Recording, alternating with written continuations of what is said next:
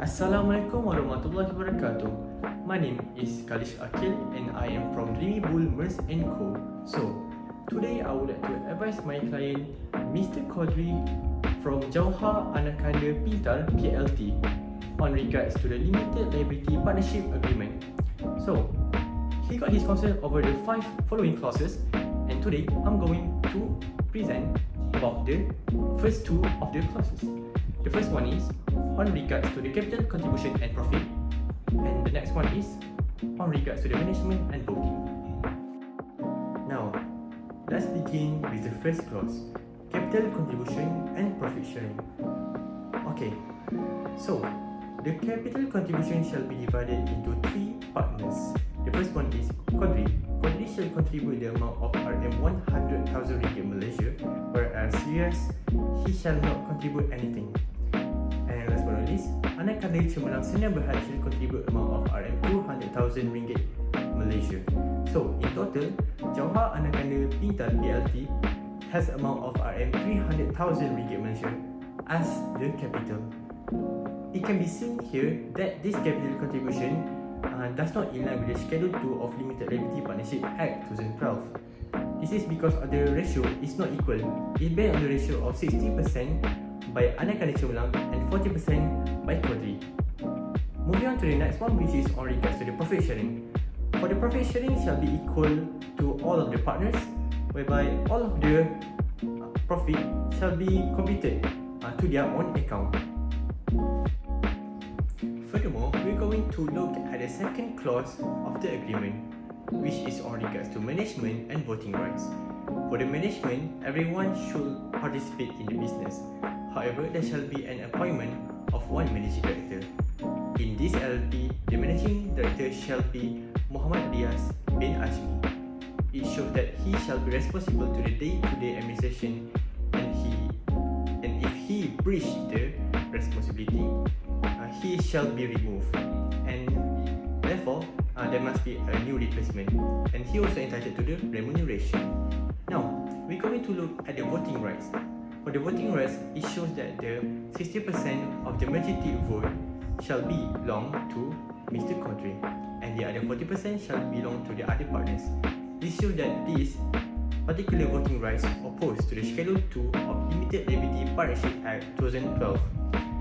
This is because of the fact that it's not equal voting rights, because it based on the 60% rights for the Mr. Quadri regardless of the contribution made by the Anakanda Cemerlang.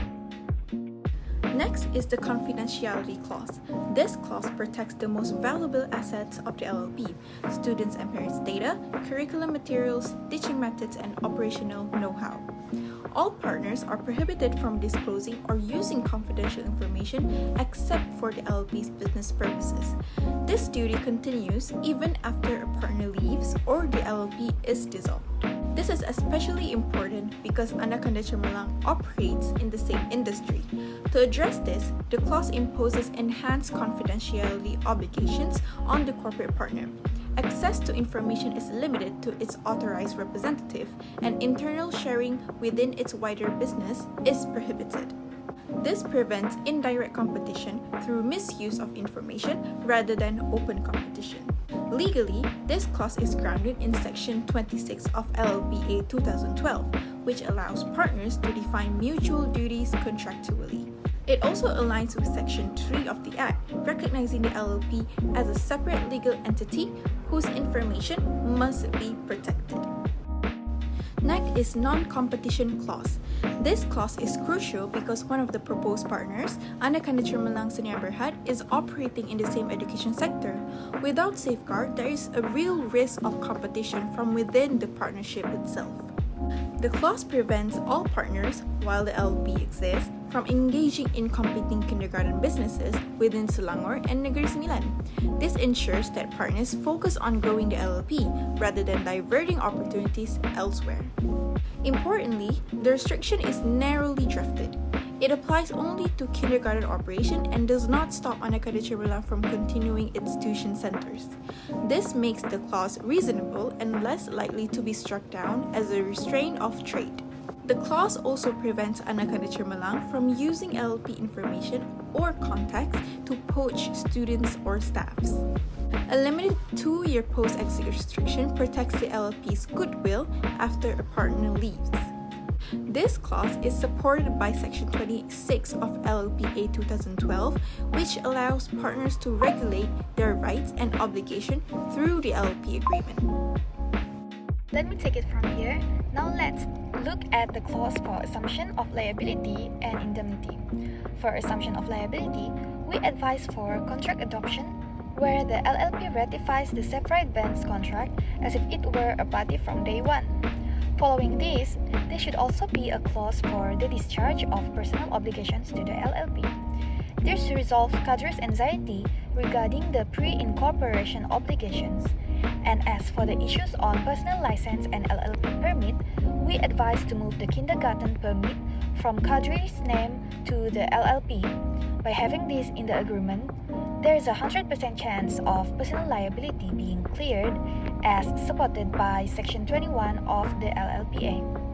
Now for indemnity, we advise to include partner protection through expense recovery, where the LLP pays back any partner who spends their own money for the business. Next, as the LLP is a separate legal entity, it can sue or be sued, and it will continue to exist regardless of the changes in membership. Lastly, limited liability is highlighted for the asset separation, where LLP asset shelters personal asset. This protection will be lifted only in cases of partner's wrongful act. This clause, which is supported by Section 3 of the LLPA, is fair to all partners as it shields all partners equally. Furthermore, I will explain the employment continuity clause in the LLP agreement. Since Quadri currently operates Johar Kindergarten as a sole proprietorship, the existing contract between Quadri and his employee was personal, and the employees cannot be automatically retained unless he terminated and employed them back. An existing business may only be transformed into a LLP if it is a private limited company or a conventional partnership, provided that there are the same partners and no one else. Conversion can be defined as giving the LLP all of the conventional partnership assets, interests, rights, liabilities, duties, privileges, and undertakings.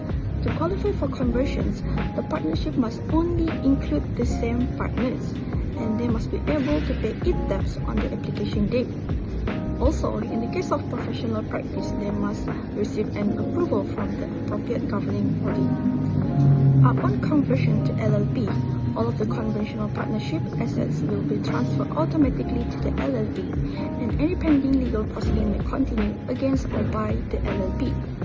Existing agreements or contracts are still enforceable, and the partnership is still liable for liabilities or obligations incurred prior to conversions.